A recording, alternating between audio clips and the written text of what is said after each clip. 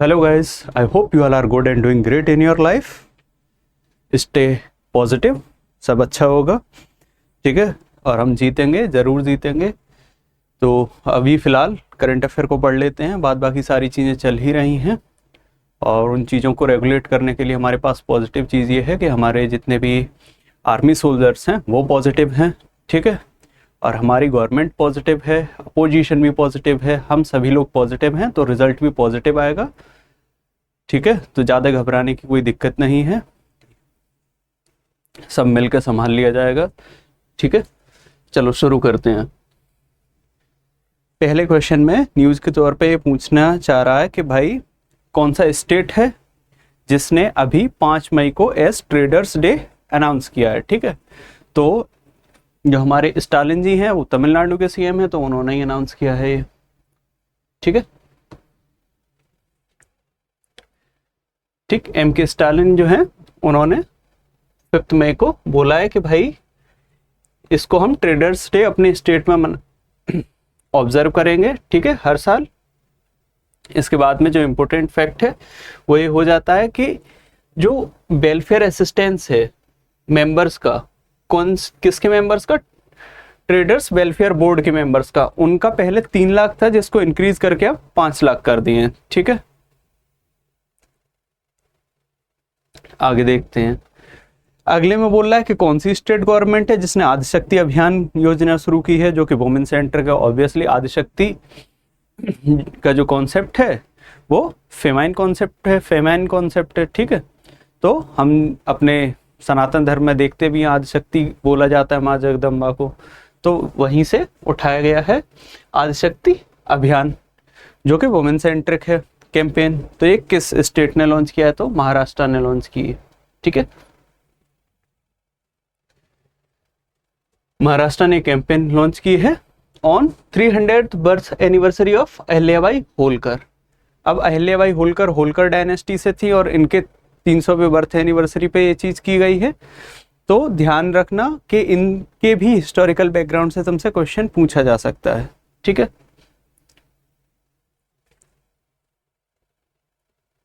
अगले क्वेश्चन की तरफ बढ़ते हैं। अगले क्वेश्चन में पूछ रहा है कि हरियाणा गवर्नमेंट ने एक न्यू स्कीम लॉन्च की है for the welfare of senior artists और स्कॉलर्स ऑफ द स्टेट। तो भाई उस स्कीम का नाम क्या है? तो तुमको पता होगा हरियाणा में एक कवि हुए हैं जिनका नाम है लक्ष्मीचंद, ठीक है। और उनको हरियाणा का कालिदास भी कहा जाता है, तो उन्हीं के नाम पे इस स्कीम का नाम रखा गया है, योजना का नाम रखा गया पंडित लक्ष्मीचंद कलाकार सामाजिक सम्मान योजना, ठीक है। इसको लॉन्च किया गया है। इसमें जो इम्पोर्टेंट चीज ये है वो ये है, जो नोट करने की बात है वो ये है कि 60 एज को रखा गया है इसमें, उससे नीचे नहीं होना चाहिए। अब जो अपना फैमिली आइडेंटिटी कार्ड बनता है, ठीक है, परिवार पहचान पत्र, उसके अकॉर्डिंग इनकम देखा जाएगा। और इनकम अगर 1,80,000 से कम है, ठीक है, या इतना तक है 1,80,000 तक, तो 10,000 रुपये उस इंसान को पर मंथ मिलेंगे। और अगर 1,80,000 से लेके 3 लाख के बीच में है तो 7,000 रुपये पर मंथ मिलेंगे, ठीक है। आगे बढ़ते हैं। अगले में पूछ रहा है कि वर्ल्ड थैलेसेमिया डे किस दिन ऑब्जर्व करते हैं, ठीक है। तो वो 8 मई को करते हैं। अब कब से कर रहे हैं? तो भाई कर रहे हैं 1994 से इसको, ठीक है। इस बार का थीम क्या है? Together for thalassaemia, uniting communities, prioritising patients, ठीक है। उसके बाद स्लोगन क्या है? We are one and patient first, ठीक। तो स्लोगन अलग है और थीम अलग है। तो अगर स्लोगन और थीम दोनों ही किसी डे में ऑब्जर्व की जा रही हैं, देखी जा रही हैं, या उसमें मेंशन है, तो इट मे पॉसिबल कि क्वेश्चन को ट्रिकी बनाने के लिए वो स्लोगन पूछ लेगा और तुम थीम याद करते रह जाओगे, ठीक है। तो स्लोगन भी याद कर लेना। आगे देखते हैं। अच्छा, थैलेसीमिया होता यह है कि जो हीमोग्लोबिन होता है ब्लड डिसऑर्डर वाली डिसीज है ये, ठीक है। हीमोग्लोबिन का कुछ ऊपर नीचे हो जाता है, उससे ये होती है डिसीज। आगे पूछ रहा है कि इंडिया का रैंकिंग क्यों है टेस्ट में। तो भाई ये क्वेश्चन ही इसलिए बना है क्योंकि रोहित शर्मा ने रिटायरमेंट अनाउंस किया है अपना, ठीक है। तो 4th रैंक है।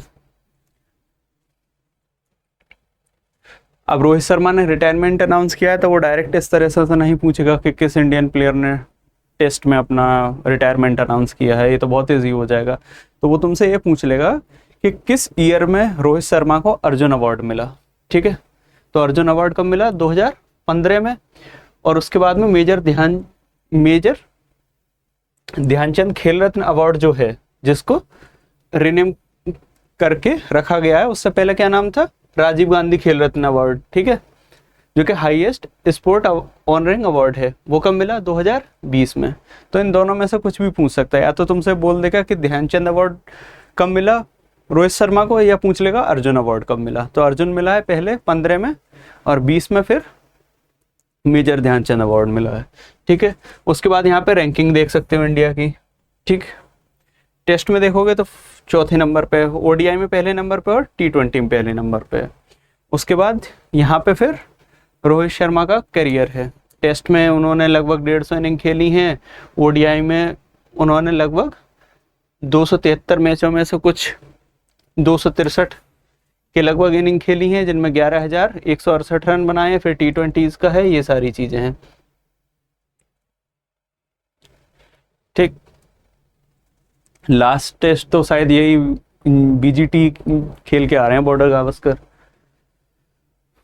और फिर अगले क्वेश्चन में न्यूज़ के तौर पे जो है बात जानने की, वो ये है कि किस कंट्री ने अभी 19th बैडमिंटन वर्ल्ड फेडरेशन का जो कप है, सुदर्मन कप टाइटल जीता है, ठीक है। तो वो चाइना ने जीता है, और चाइना ने 14th टाइम ये जीता है, और इस बार जीत के कॉन्टिन्यूसली 4 बार जीत लिया, ठीक है।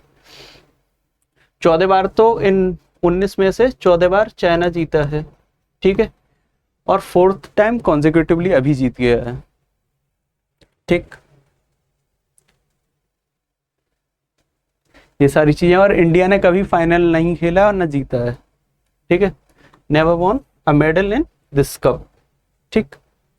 तो चाइना 14 टाइटल जीता है, 1 इंडोनेशिया टाइटल जीता है, 4 साउथ कोरिया और 14 चाइना।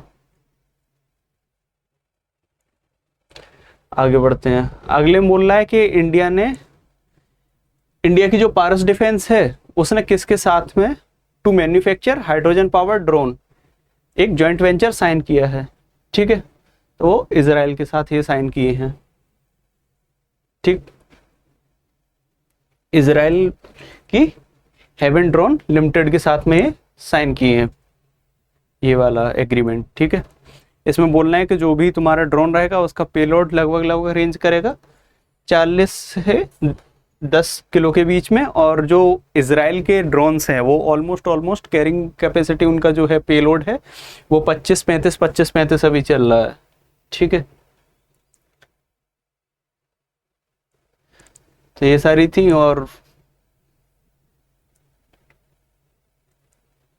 आगे अगला बोल रहा है Lok Sabha speaker appoints chairperson of PSC public accounts committee of parliament, ठीक है। तो किस रूल के अंदर इसको अपॉइंट करता है लोकसभा स्पीकर? तो पहली चीज तो यह है कि आर्टिकल नहीं होता है जिस आर्टिकल के अंदर लोकसभा स्पीकर अपॉइंट करे पीएससी चेयरपर्सन को, वो होता है लोकसभा का रूल, ठीक है।